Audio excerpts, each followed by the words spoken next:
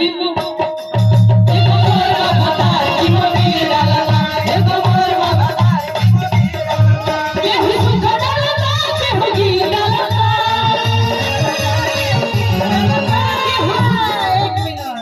भाई देखी हो के गरी आदरणीय नीलेश राय जी हो के गरी मोबाइले डालत नहीं हाले बिया भइला नु और हाले बिया भइला कि केहू सुख डालता केहू दिल डालता केहू सुख डालता केहू दिल डालता केहू सुख डालता केहू दिल डालता।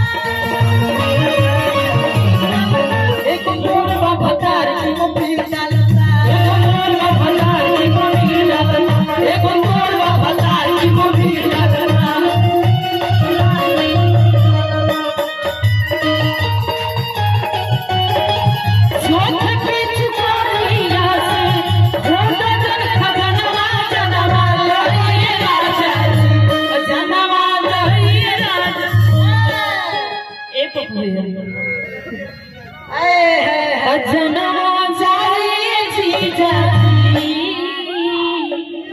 खोल के चल के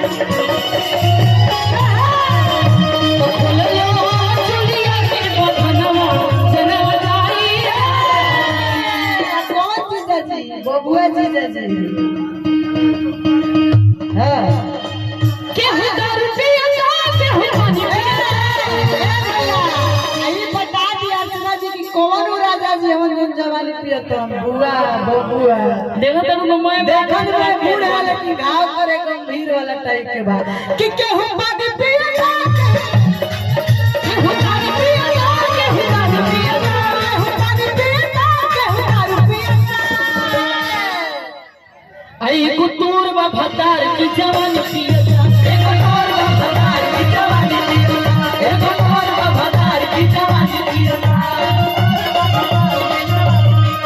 और आई जाते दारू चढ़ा के और राती के मुंह हमारे दारू चढ़ा के राती के मुंह महका के हम सुख जाई हो पाछा से पाछा सटा के हम सुख जाई हो पाछा से पाछा सटा के।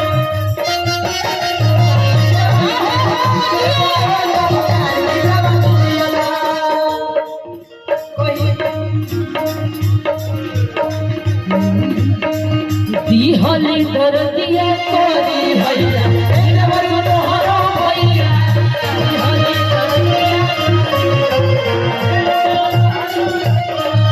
ए हो ननद तोहरो भैया आए हो दादा तोहरो एक मिनट बोलो। और सुजातपुर निवासी हम लोग के अरविंद सिंह जी की तरफ से बहुत बहुत पुरस्कार बा अभिनंदन स्वागत बा। बाप रे बाप कहां नहीं हो गया इतना दिल से कि ए हो ननद तोहरो भैया अरे आई हो तो तोहरो भैया